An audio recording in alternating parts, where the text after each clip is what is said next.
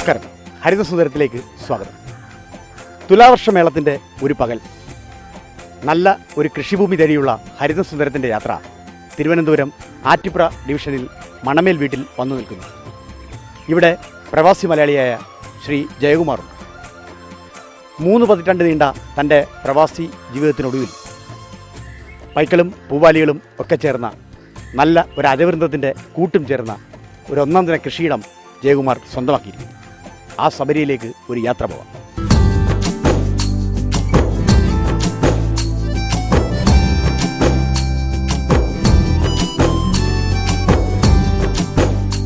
ജയകുമാറിൻ്റെ കൃഷിയിടത്തിലെ കാഴ്ചകൾ ഒന്ന് കാണേണ്ടത് തന്നെ.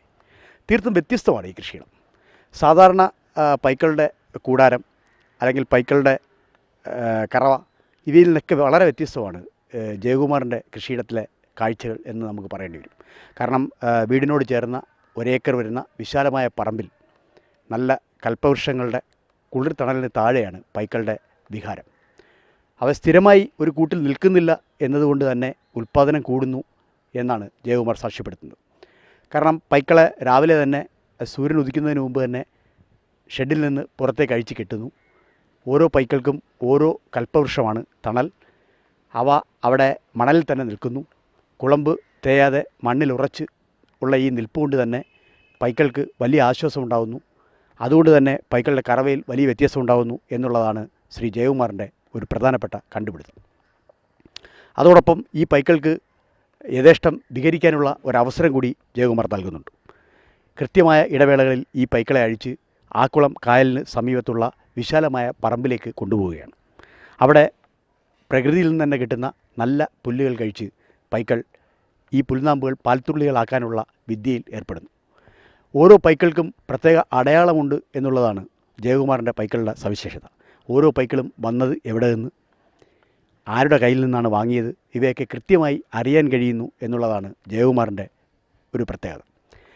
പൈക്കളൊന്നും തന്നെ പൈക്കളെ അന്വേഷിച്ച് സാധാരണ കർഷകർ പോകാറുള്ള കൃഷ്ണഗിരിയിലോ തമിഴ്നാട്ടിലോ കർണാടകയിലോ ഒന്നും തന്നെ ജയകുമാർ പോയിട്ടില്ല. എല്ലാം കേരളത്തിൽ തന്നെയുള്ള പൈക്കളാണ് എന്നുള്ളതാണ് കൗതുകത്തോടെ എല്ലാവരും വീക്ഷിക്കുന്നത്.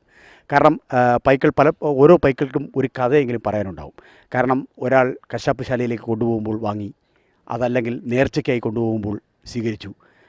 ഇതൊക്കെയാണ് ജയകുമാറിൻ്റെ പ്രധാനപ്പെട്ട തന്ത്രങ്ങൾ. കാരണം മറ്റൊന്നുമല്ല, പൈക്കൾ പലതും ഇവിടെ വരുമ്പോൾ, ഈ കൃഷിയിടത്തിൽ വരുമ്പോൾ അവ തീരെ ശോഷിച്ച് മെലിഞ്ഞ് മൃതപ്രായമായ അവസ്ഥയിലായിരിക്കും. അവയ്ക്ക് നന്നായ പരിപാലനം, നല്ല സംരക്ഷണം ഇവയൊക്കെ നൽകുന്നതോടെ കേവലം 6 മാസം കൊണ്ട് തന്നെ അവയെ ചൈതന്യമുള്ള പൂവാലികളാക്കി മാറ്റുവാനുള്ള തന്ത്രം ജയകുമാറിന് വശമാണ്. നമുക്കറിയാം, ഇവിടുത്തെ പൈക്കളുടെ ഒരു 32ഓളം വരുന്ന ഈ പൈക്കൂട്ടത്തിൻ്റെ ഒരു സംഭാവന എന്താണെന്ന് പരിശോധിച്ചാൽ ഏതാണ്ട് 400 ലിറ്ററോളം പാൽ ഏതാണ്ട് ഈ ഡിവിഷനിൽ തന്നെ, ആറ്റിപ്പുഴ ഡിവിഷനിൽ തന്നെ സംഭാവന ചെയ്യാൻ കഴിയുന്നു എന്നുള്ളതാണ് ഏറ്റവും പ്രധാനപ്പെട്ട നേട്ടം. ഏതാണ്ട് 400 ലിറ്ററോളം വരുന്ന പാൽ പൂർണ്ണമായും പ്രാദേശിക വിൽപ്പനയ്ക്ക് ഈ ജയകുമാറിൻ്റെ കൃഷിയിടത്തിൽ നിന്ന് പോകുന്നു. അതും ഏകദേശം 32 രൂപ വിലയിൽ, ലിറ്ററിന് 32 രൂപ വിലയിലാണ് പ്രാദേശികമായി ഇവിടെ പാൽ വിൽക്കുന്നത്. തുടർന്ന് അത് നാട്ടുകാരുടെ കൈകളിലെത്തുമ്പോഴേക്കും ചിലപ്പോൾ ഒരുപക്ഷെ വിൽപ്പനക്കാർ 8 രൂപ അധികം വാങ്ങി 40 രൂപയോളം വിലയിലെത്തിച്ചിരിക്കാം. എങ്കിലും 32 രൂപ എന്ന കേവലം ലിറ്ററിൻ്റെ വില കൊണ്ട് തന്നെ നന്നായി പരിപാലിക്കാൻ, പൈക്കളെ നന്നായി പരിപാലിക്കാനും അതോടൊപ്പം തന്നെ ദിനംപ്രതി നല്ലൊരു ലാഭം നേടാനും കഴിയുന്നു എന്നുള്ളതാണ് ഈ കർഷകൻ്റെ പ്രധാനപ്പെട്ട വിജയമാതൃക. പൈക്കൂട്ടത്തിൽ ഏതാണ്ട് 8ഓളം വരുന്ന പൈക്കൾ ഹോൾസ്റ്റൈൻ ഫ്രീസിയൻ എന്ന വിഭാഗത്തിലുള്ളതാണ്. നമുക്കറിയാം, ഹോൾസ്റ്റൈൻ ഫ്രീസിയൻ അയർലൻഡ് പശുക്കളാണ്. കറുപ്പും വെള്ളയും നിറഞ്ഞ സൗന്ദര്യമാണുള്ളത്. വർഷത്തിൽ ഏതാണ്ട് 305 ദിവസത്തോളം തന്നെ കറക്കാം. പാലിന് അല്പം കൊഴുപ്പ് കുറയുമെങ്കിലും ദീർഘകാലത്തെ കറവയുണ്ട് എന്നുള്ളതാണ് ഹോൾസ്റ്റൈൻ്റെ പ്രത്യേകത. കാണാൻ നല്ല അഴകുള്ള പൈക്കളാണ് ഹോൾസ്റ്റൈൻ പശുക്കൾ. അതും പൂർണ്ണമായും മണലിൽ തന്നെയാണ് നിൽക്കുന്നത് എന്നുള്ളതുകൊണ്ട് തന്നെ കുളമ്പുകേട് മുതലായ പ്രശ്നങ്ങൾ ഉണ്ടാകുന്നില്ല എന്നുള്ളത് വലിയൊരു നേട്ടമാണ്. അതോടൊപ്പം തന്നെ സുനന്ദിനി, കേരളത്തിൻ്റെ കാലാവസ്ഥയ്ക്ക് ഇണങ്ങിയ സങ്കര പശുക്കളായ സുനന്ദിനി പശുക്കൾ ബാക്കിയുണ്ട്. ഏതാണ്ട് ആവറേജ് ശരാശരി 8 മുതൽ 14 ലിറ്റർ വരെ പാൽ കിട്ടുന്ന പൈക്കളാണ് പൂർണ്ണമായിട്ടും ഈ ഭവനത്തിലുള്ളത്. അപ്പോൾ ഇതുകൊണ്ട് പാലിൽ തന്നെ വലിയൊരു നേട്ടം ഉണ്ടാക്കാൻ, അതായത് ഏതാണ്ട് 50% വരുന്ന പശുക്കൾ ചെന്നൈയിലായിരിക്കുമ്പോൾ 50% വരുന്ന പശുക്കൾ കറവയിലായിരിക്കും എന്നുള്ളതുകൊണ്ട് തന്നെ ലാഭം അല്ലെങ്കിൽ സുസ്ഥിര വരുമാനം നേടാൻ കഴിയുന്നു എന്നൊരു പ്രത്യേകത ഈ പൈക്കൂട്ടത്തിലുണ്ട്. അത്തരത്തിലുള്ള ഒരു സജ്ജീകരണമാണ്, ഒരു പ്രജനന സജ്ജീകരണമാണ് ജയകുമാർ അനുവർത്തിക്കുന്നത്. പലപ്പോഴും കൃത്രിമ ബീജാദാനം ആണ് വലിയ ഫാമുകളുടെ അവലംബം എങ്കിൽ ജയകുമാർ ഇവിടെ കൃത്രിമ ബീജാദാനവും അതോടൊപ്പം തന്നെ കാളകളെ വളർത്തിയുള്ള വളരെ പ്രകൃതിദത്തമായ ഒരു സേവനം കൂടി പ്രയോജനപ്പെടുത്തുന്നുണ്ട് എന്നുള്ളതാണ് നമുക്ക് കാണാൻ കഴിയുന്നത്. അതിൽ തന്നെ അടുത്ത രക്തബന്ധമുള്ള പൈക്കളെ അല്ലെങ്കിൽ കാളകളെ ഇണചേർക്കാതിരിക്കാൻ പ്രത്യേകം ശ്രദ്ധിക്കുന്നു എന്നുള്ളത് ഒരു പ്രധാനപ്പെട്ട നേട്ടമാണ്. അതുകൊണ്ട് തന്നെ സങ്കരപ്രജനനം നല്ല രീതിയിൽ അനുവർത്തിക്കുന്ന ഒരു കൃഷിയിടമാണ് ഇതെന്ന് തന്നെ പറയേണ്ടി വരും.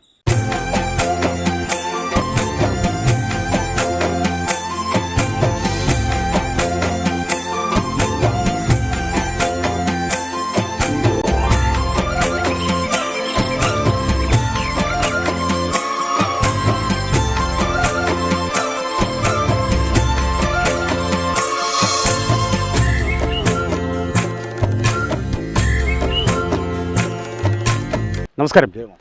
നമസ്കാരം. സാധാരണഗതിയിൽ ഈ പ്രവാസ ജീവിതത്തിനൊടുവിൽ സാധാരണ ആളുകൾ ചെയ്യുന്നതെന്ന് വെച്ച് കഴിഞ്ഞാൽ ഒന്നീ വലിയ മണിമാളികൾ വെക്കുന്നു, അല്ലെങ്കിൽ വലിയ വ്യവസായ സ്ഥാപനങ്ങൾ തുടങ്ങുന്നു. അപ്പോൾ അതിൽ നിന്നൊക്കെ വ്യത്യസ്തമായിട്ട് ജയകുമാർ ഇവിടെ വന്ന് നല്ലൊരു സമയവും അധ്വാനവും കൃഷിക്ക് വേണ്ടി ചിലവഴിച്ചിരിക്കുക. എന്ത് തോന്നുന്നു?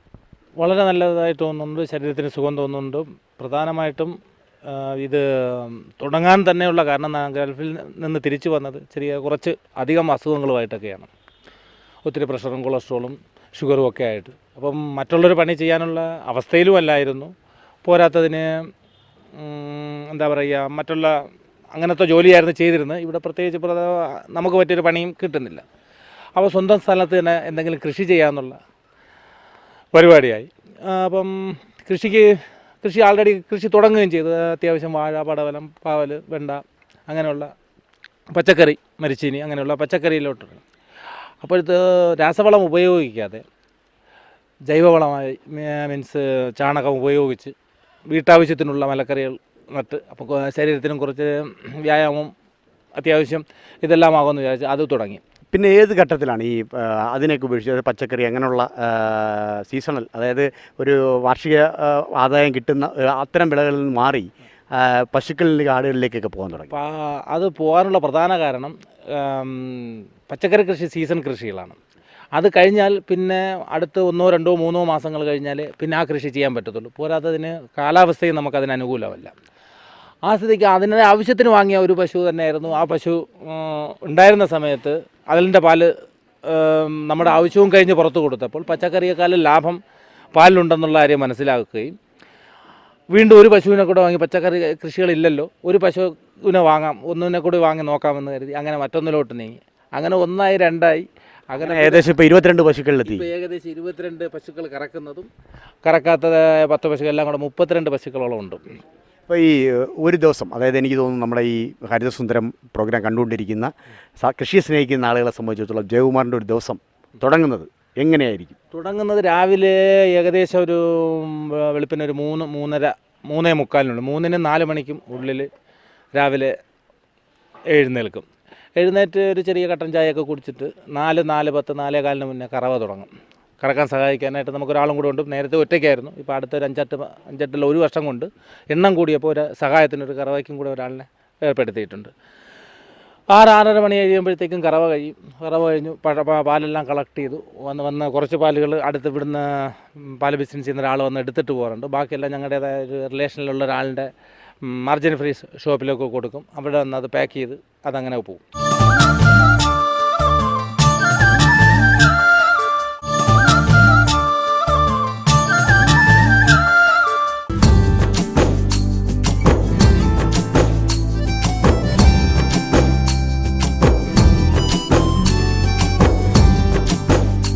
സങ്കരപ്രജനനം കൊണ്ട് കേരളത്തിന് കിട്ടിയ ഏറ്റവും വലിയ സംഭാവനയാണ് സുനന്ദിനി പശുക്കൾ. പൂർണ്ണമായും കേരളത്തിൻ്റെ കാലാവസ്ഥയ്ക്ക് ഇണങ്ങുന്ന പശുക്കൾ. സംസ്ഥാനത്ത് സ്ഥാപിതമായ ഇൻഡോസിസ് പ്രോജക്റ്റിൽ നിന്നാണ് ഈ സങ്കരപ്രജനനം രൂപപ്പെട്ടത്. നമുക്കറിയാം, ഇപ്പോൾ ശ്രീ ജയകുമാറിൻ്റെ കൃഷിയിടത്തിൽ ഏതാണ്ട് 75% വരുന്ന പശുക്കൾ സുനന്ദിനി പശുക്കളാണ്. ബാക്കിയുള്ളവ ഹോൾസ്റ്റൈൻ ഫ്രീസിയൻ. സുനന്ദിനി പശുക്കൾ അതിൻ്റെ ഒരു ജനിതകം ജേഴ്സി പശു, ഹോൾസ്റ്റൈൻ പശു, ബ്രൗൺസിസ് പശു എന്നിവയുടെ ഒരു മിശ്രിതം കൂടിയാണ്. അപ്പോൾ അതുകൊണ്ട് തന്നെ കേരളത്തിൻ്റെ കാലാവസ്ഥയ്ക്ക്, അതായത് കൊടും ശൈത്യത്തെയും അതോടൊപ്പം തന്നെ അത്യുഷ്ണത്തെയും വലിയ ആർദ്രതയും അന്തരീക്ഷ ആർദ്രതയും ഒക്കെ അതിജീവിക്കുന്ന രീതിയിലുള്ള ഒരു രക്തം ഉണ്ടാക്കിയെടുക്കാൻ സുനന്ദിനി പശുക്കൾ കഴിഞ്ഞിട്ടുണ്ട്. സങ്കരപ്രജനനം വഴി കഴിഞ്ഞിട്ടുണ്ട് എന്നുള്ളതാണ് ഏറ്റവും വലിയ നേട്ടം.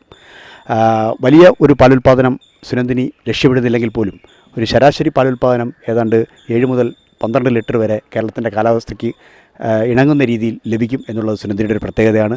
മാത്രവുമല്ല സമന് നല്ല പാൽക്കൊഴുപ്പ് നൽകാൻ സുനന്ദിനിക്കാവും എന്നുള്ളതാണ് മറ്റൊരു പ്രത്യേകത. ഒരു കൃഷിയിടത്തിൽ, പ്രത്യേകിച്ചും പൈക്കള വളർത്തുന്ന ഒരു കൃഷിയിടത്തിൽ നിർബന്ധമായും ഉണ്ടായിരിക്കേണ്ട വിഭാഗം തന്നെയാണ് സുനന്ദിനി പശുക്കൾ. മറ്റ് വിദേശ പശുക്കളായ ഹോൾസെയിൽ പശുക്കളിൽ നിന്ന് ഇവയ്ക്ക് വലിയൊരു പ്രത്യേകത, വലിയ രോഗപ്രതിരോധ ശേഷി ഇവയൊക്കെ ഉണ്ടെന്ന് തന്നെ പറയാം. കാരണം കുളമ്പിൻ്റെ കട്ടി അല്പം കൂടുതലാണ്, അതോടൊപ്പം ചർമ്മത്തിൻ്റെ കട്ടി കൂടുതലാണ്. എന്നാൽ വലിയ ശാന്ത സ്വഭാവക്കാരായ പശുക്കളാണ് സുനന്ദിനി പശുക്കൾ. അതുകൊണ്ട് തന്നെ കേരളത്തിൻ്റെ കാലാവസ്ഥയ്ക്ക് ഇണങ്ങുന്ന രീതിയിൽ ഇൻഡോസിസ് പ്രോജക്റ്റിൽ രൂപകൽപ്പന ചെയ്ത് ഇൻഡോസിസ് പ്രോജക്റ്റിൻ്റെ രൂപകൽപ്പനയുള്ള ജനിതകം അടങ്ങിയിരിക്കുന്ന സുനന്ദിനി പശുക്കൾ വലിയൊരു സംഭാവനയാണ്. ശ്രീ ജയകുമാറിൻ്റെ കൃഷിയിടത്തിലും സുനന്ദിനി പശുക്കൾ നിർണായകമായ സംഭാവനകൾ നൽകുന്നു എന്ന് സുഹൃത്തോടെ ഓർക്കാം.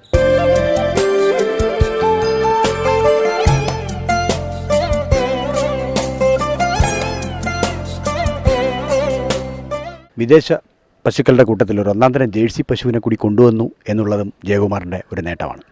നമുക്കറിയാം, ജേഴ്സി പശു സ്വാഭാവികമായും ഇംഗ്ലീഷ് ചാനലിലെ ജേഴ്സി ദ്വീപിലെ പൈക്കളാണ്.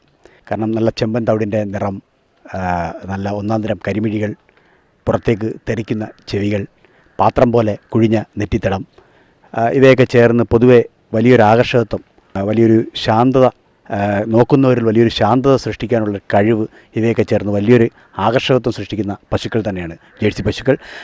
ജേഴ്സി പശുവിൻ്റെ പ്രധാനപ്പെട്ട പ്രത്യേകത ഒരു കുറഞ്ഞ കറവക്കാലമാണെങ്കിൽ പോലും നല്ല ഒന്നാം തരം കൊഴുപ്പ് പാലിൽ സംഭാവന ചെയ്യാൻ കഴിയും എന്നുള്ളത് തന്നെയാണ്.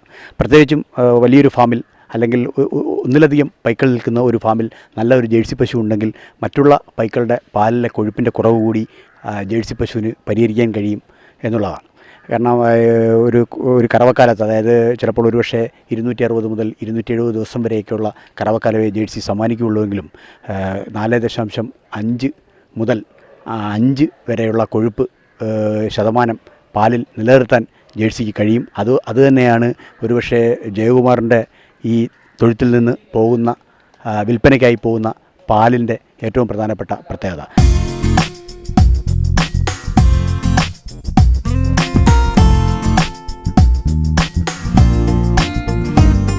പിന്നീട് എപ്പോഴാണ് ഈ പശുക്കൾക്കൊക്കെ തീറ്റ? പശുക്കൾക്ക് രാവിലെ പാല് കൊടുക്കുന്ന കറന്നുകൊണ്ടിരിക്കുന്ന കൂട്ടത്തിൽ ഒരു സൈഡിൽ നിന്ന് കറന്നുകൊണ്ടിരിക്കും, മറു സൈഡിൽ സഹായിക്കാനായിട്ട് കൽക്കട്ടയിലുള്ള പാർത്തു എന്ന് പറഞ്ഞൊരു പയ്യൻ സഹായിയുണ്ട്, ഹിന്ദിക്കാരനാണ്. അവൻ ഒരറ്റത്തു നിന്ന് ഭക്ഷണം കൊടുത്തുകൊണ്ടിരിക്കും, ഞങ്ങളുടെ രണ്ടുപേരുടെ കറവ ഒരറ്റത്ത് നടന്നുകൊണ്ടിരിക്കും. പശുവിൻ്റെ കറവയും കഴിയും, പശുക്കൾക്കുള്ള തീറ്റയും കഴിയും. ഇവിടെ ഇപ്പോൾ നമുക്ക് കാണാൻ കഴിയുന്നത് വളരെ, അതായത് പല ഫാമുകളിലെയും അപേക്ഷിച്ച് നോക്കിയാൽ നല്ല സുന്ദരികളായ പശുക്കളാണുള്ളത്. അതെല്ലാം നല്ല ആരോഗ്യത്തോടെ, നല്ല അഴകോടുകൂടി, നല്ല ചൈതന്യത്തോടുകൂടി നിൽക്കുന്ന പശുക്കളാണുള്ളത്. ഇപ്പോൾ ഇത്തരം പശുക്കളെ തിരഞ്ഞെടുക്കുന്നതിനൊരു പ്രത്യേക രീതിയുണ്ട്. അതെന്താ, എന്ത് തന്ത്രമാണ് ജയകുമാർ സ്വീകരിക്കുന്നത്? അത് ഈ പശുക്കളെ തിരഞ്ഞെടുക്കുന്നത് തന്ത്രത്തിൻ്റെ അല്ല ഇതിലുള്ള പ്രധാന കാരണം. പശുക്കളുടെ നമ്മുടെ കയ്യിലെത്തുമ്പോൾ ഈ കണ്ടീഷനിലായിരിക്കും ഒന്നുമല്ല പശുക്കളെ വരുന്നത്. അങ്ങനെ 1-2 കണ്ടീഷനിലുള്ള പശുക്കളുണ്ട്, ഡോക്ടർ കാണിച്ചു തരാം.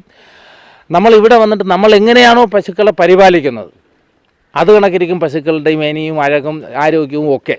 എങ്ങനെയാണ് അത്തരം പരിപാലനം? എങ്ങനെയാണ് പരിപാലനം എന്ന് പറഞ്ഞാൽ ഇതിനെ ഏറ്റവും കൂടുതൽ ആർക്കും അത്ര പറഞ്ഞാൽ ഇഷ്ടപ്പെടുന്ന ആൾക്കാരല്ല, എന്നാലും ഇരുത്തിൽ പോലും ഇല്ലാതെ ഇതിനെ എപ്പോഴും ഫ്രീ ആയിട്ട് വിടുകയാണ് എൻ്റെ പ്രധാന രീതി. കെട്ടിയിടാറില്ല പശുക്കളെ. മേയാൻ പോകുന്ന സമയത്ത് 1-2 പ്രശ്നക്കാർ പശുക്കളുണ്ടെങ്കിൽ അവരെ കെട്ടിയിടും, ബാക്കിയുള്ളതിനെ അഴിച്ചു വിട്ടേക്കും. ജസ്റ്റ് ഒന്ന് നോക്കിക്കോളും. അതിന് സൗകര്യപ്രദമായ സ്ഥലം കണ്ടെത്തി ആ സ്ഥലങ്ങളിൽ പെർമിഷനോട് കൂടിയാണ് ചെയ്യുന്നത്. അതിനെ പരമാവധി പ്രകൃതിയോട് ഇണങ്ങി ജീവിക്കാനുള്ളത്. അതെ, ജീവിക്കാൻ അതിൻ്റേതായ ഇഷ്ടം. മഴ വരെയാണെങ്കിൽ, അധികം മഴയാണെന്നുണ്ടെങ്കിൽ തെങ്ങിൻ്റെയോ മരത്തിൻ്റെയോ തണലിൽ പോയി നിന്നിട്ട് മഴ നനയാതിരിക്കും. അഥവാ അതിന് ശരീരത്തിന് ചൂട് കൂടുതലാണെങ്കിൽ ആ മഴ നനയും. ഇപ്പം നമ്മളൊരു എരുത്തിലിൽ വളർത്തുകയാണെങ്കിൽ ഇതിൻ്റെ സൗകര്യാർത്ഥം ഇതൊന്നും ചെയ്യാൻ നമുക്ക് സാധിക്കില്ല. ഇത് തുറന്നു വിട്ട മീൻസ് എന്താ പറയുക, വനത്തിലൊക്കെ നമ്മൾ കാണുമ്പോൾ അവരുടെ ഇഷ്ടത്തിന് ഒന്നും ശല്യക്കാരില്ല, ഏതേ ഇഷ്ടം വികരിക്കാനുള്ള സ്ഥലവും ഉണ്ട്, അതിനുള്ള സാഹചര്യവും നമ്മൾ ഉണ്ടാക്കി കൊടുക്കും. ഇങ്ങനെയൊക്കെ വളർത്തുമ്പോൾ പശുക്കളുടെ ഉൽപ്പാദനം, അതായത് പാല്, കറവ കൂടുതലായിട്ട് കണ്ടിട്ടുണ്ട്. ഒരുപാട് വ്യത്യാസമുണ്ട്. സാധാരണഗതിയിൽ നമ്മൾ പുറത്തുനിന്ന് ഇപ്പോൾ ഒരു പുതിയ പശുക്കളെ കൊണ്ടുവന്ന് 10 കിലോ തീറ്റ കൊടുക്കുന്ന പാല് 2 കിലോ തീറ്റ, ഈ പരിപാലനത്തോടെ 2 കിലോ തീറ്റ കൊടുത്താൽ നമുക്ക് കിട്ടും. അതുപോലെ തന്നെ എനിക്ക് മനസ്സിലായത് ഈ തീറ്റയിലും ചില പ്രത്യേകതകൾ, അതായത് സാധാരണ ആളുകൾ കൊടുക്കുന്ന പെല്ലറ്റോ അല്ലെ തിരുത്തീറ്റ മാത്രമല്ല ജയകുമാർ കൊടുക്കുന്നത്.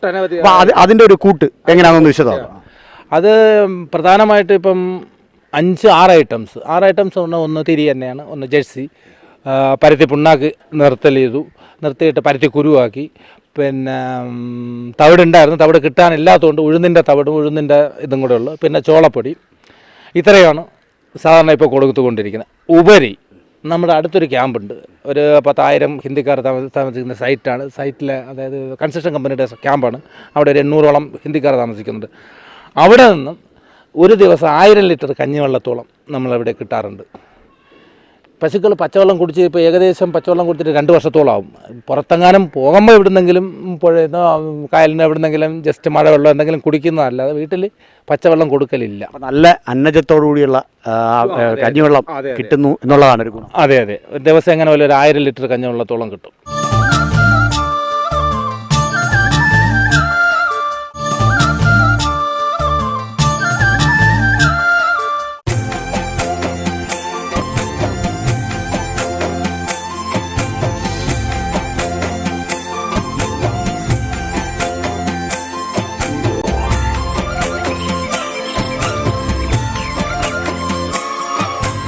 ഒന്നിലധികം പൈക്കളെ വളർത്തുന്ന ഫാമുകളിൽ ആവശ്യം ഉണ്ടായിരിക്കേണ്ട പശുവാണ് ഹോൾസ്റ്റൈൻ ഫ്രീസിയൻ.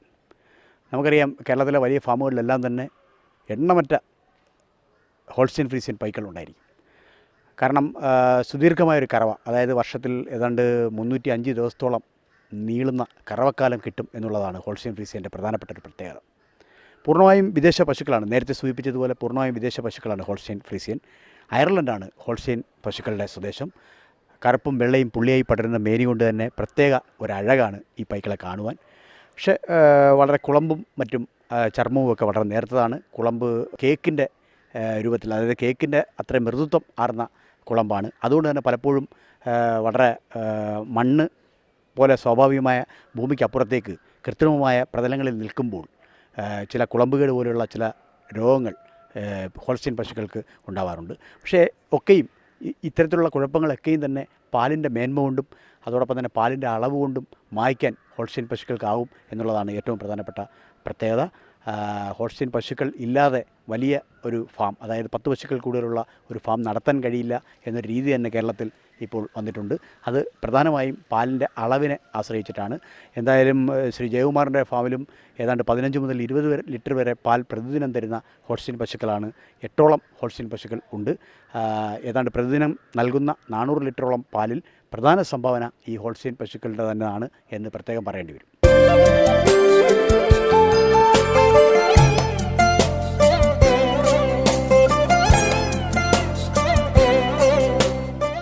തിരുവനന്തപുരത്തെ നഗരത്തിരക്കിന് നടുവിൽ ജയകുമാറും ഭാര്യയായ ഹിമയും ചേർന്ന് സൃഷ്ടിക്കുന്നത് വലിയ ഒരു കർഷക വിജയമാണ്. ആ വിജയം മുന്നോട്ട് കുതിക്കുക തന്നെയാണ്. അതിൻ്റെ പടവുകളെക്കുറിച്ച് ജയകുമാർ വീണ്ടും നമ്മോട് സംസാരിക്കുന്നു. എന്ത് ഉപദേശമാണ് നമ്മുടെ പ്രേക്ഷകരോട് കൊടുക്കണം? പ്രേക്ഷകരോട് പറയാനുള്ളതെന്ന് പറഞ്ഞു കഴിഞ്ഞാൽ, പ്രേക്ഷകർ സാധാരണഗതിയിൽ ഇപ്പം ഈ രീതിക്ക് പശുക്കളെ വളർത്താൻ പ്രേക്ഷകരെ കൊണ്ട് പറ്റുമോ ഇല്ലെന്ന് എനിക്കറിയില്ല. കാര്യം കുറച്ച് ടഫാണിത്. 2, ഇപ്പം താല്പര്യമുള്ളവർ കാണുന്നുണ്ടെങ്കിൽ പശുക്കളെ വളർത്തുന്ന ഇത് കെട്ടിയിട്ട് വളർത്തുന്നതിനോട് എനിക്ക് താല്പര്യമില്ല. കാരണം കെട്ടിയിട്ട് വളർത്തുന്ന പശുക്കൾക്ക് അതിൻ്റെ പാൽ എത്ര കിട്ടും, അതിനെത്ര ഫ്രീഡം കിട്ടും, അതിന് എന്തൊക്കെയാണ് ഏതൊക്കെയാണെന്നുള്ളത് ഈ സാധാരണ ഇതിൽ 1-2 പശുക്കൾ വളർത്തുന്നവർക്ക് അറിയില്ല. ഒരു പശു ഉണ്ടെങ്കിൽ കൊള്ളാം, വീട് കഴിഞ്ഞു പോകുമെന്ന് പറഞ്ഞ് വാങ്ങും. കറക്കാൻ ആളിനെ തിരക്കണം, പിന്നെ മരുന്ന് കൊടുക്കണമെങ്കിൽ ആളിനെ തിരക്കണം. പെട്ടെന്ന് അവർക്കൊരു അസുഖം വന്നാൽ അതിന് എന്താണൊരു അസുഖം, അതിന് എന്താണ് ഫസ്റ്റ് എയ്ഡ് കൊടുക്കാനുള്ള, അല്ലെങ്കിൽ എന്തെങ്കിലും ചെറിയ നാടൻ മരുന്നുകൾ കൊടുക്കാനുള്ള അറിവ് ഇതൊന്നും ഇല്ലാത്തവർ ആയിരിക്കും ഈ പശുവിനെ 1-2 വാങ്ങുന്നത്. അവർക്ക് നഷ്ടമേ വരുള്ളൂ. ഏത് പശു എന്നല്ല, ഏത് പശുവോ ആടോ കോഴിയായിരുന്നാലും എല്ലാ ദിവസവും മുട്ടയിടില്ല, പശുവായിരുന്നാലും എല്ലാ ദിവസവും പാല് തരില്ല. അപ്പോൾ അതിൻ്റെ ആദായം കിട്ടുന്ന സമയത്ത് അതിന് എത്രത്തോളം നമ്മൾ പരിപാലിക്കാൻ പറ്റുമോ അത്രത്തോളം പരിപാലിച്ചാൽ അതിനുള്ള പാല് നമുക്ക് കിട്ടും. ഇനി അടുത്ത ഒരു ജയകുമാറിൻ്റെ ഒരു സ്വപ്നം എന്താ? അടുത്ത സ്വപ്നമെന്ന് പറഞ്ഞാൽ എൻ്റെ ഒരു ആഗ്രഹമാണ് പറയുന്നത്. നടക്കുമോ നടക്കില്ലെന്ന് അറിയില്ല, ഈശ്വരൻ കഴിഞ്ഞാൽ നടക്കുമായിരിക്കും. ഒരു 100 പശുക്കൾ ഒരൊറ്റ പ്ലോട്ടിൽ 4 സൈഡും ചുറ്റുമതിലും കെട്ടി പകുതി സ്ഥലത്ത് അതിന് ഏകദേശം നടക്കാനുള്ള, പകുതി സ്ഥലത്ത് അതിന് തീറ്റ കൊടുക്കാനും കുളിപ്പിക്കാനും മറ്റുള്ള. പിന്നെ ഈ ഏരിയയിലാണെന്നുണ്ടെങ്കിൽ അതിനൊരു സൗകര്യം ഒത്തു കിട്ടുകയാണെങ്കിൽ പുല്ലിൻ്റെ കാര്യത്തിന് കായലും സർക്കാർ സ്ഥലങ്ങളും കിടക്കുന്നിടത്തോളം പുല്ലിൻ്റെ കാര്യത്തിന് പേടിക്കാനില്ല. ആരോഗ്യവും ആയുസ്സും ഉണ്ടെന്നുണ്ടെങ്കിൽ അത് ചെയ്യാൻ തീർച്ചയായിട്ടും പറ്റുമെന്നാണ് തോന്നുന്നത്. എന്തായാലും താങ്കളുടെ ആ സ്വപ്നം സാക്ഷാത്കരിക്കാൻ ഈശ്വരൻ സഹായിക്കട്ടെ. Thank you sir.